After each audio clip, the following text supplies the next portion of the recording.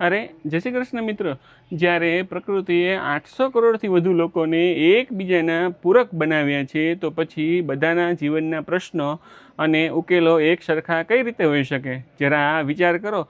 આ દુનિયામાં 800 કરોડથી વધુ લોકો વસે છે.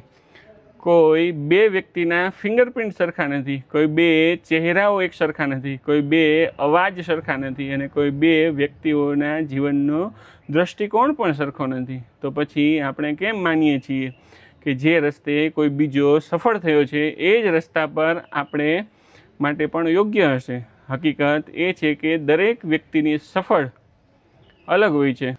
તો પછી આપણે કેમ માનીએ છીએ કે જે રસ્તે કોઈ બીજો વ્યક્તિ સફળ થયો છે એ જ રસ્તો આપણા માટે પણ યોગ્ય હશે? હકીકત એ છે કે દરેક વ્યક્તિની સફર અલગ છે. કોઈની પરીક્ષા આર્થિક હોય છે, કોઈની ભાવાત્મક, કોઈની પારિવારિક, તો કોઈની પોતાની જાત સાથેની લડાઈ.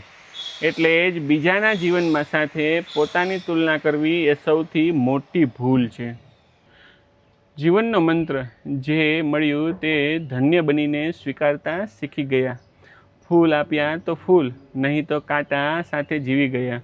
જિંદગી તારી શરતો પર જીવવાનો આનંદ જુદો છે. અમે તારા દરેક વળાંક પર હસતા શીખી ગયા.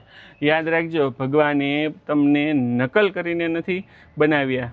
તમે એક અનોખી રચના છો.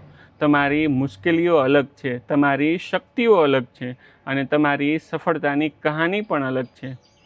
તેથી બીજાની સાથે સ્પર્ધા નહીં. ગઈકાલ તમારા કરતાં આજના તમે વધુ સારા બનો, કારણ કે આ સમગ્ર બ્રહ્માંડમાં તમારા જેવો બીજો કોઈ નથી. જય હિન્દ, જય ભારત.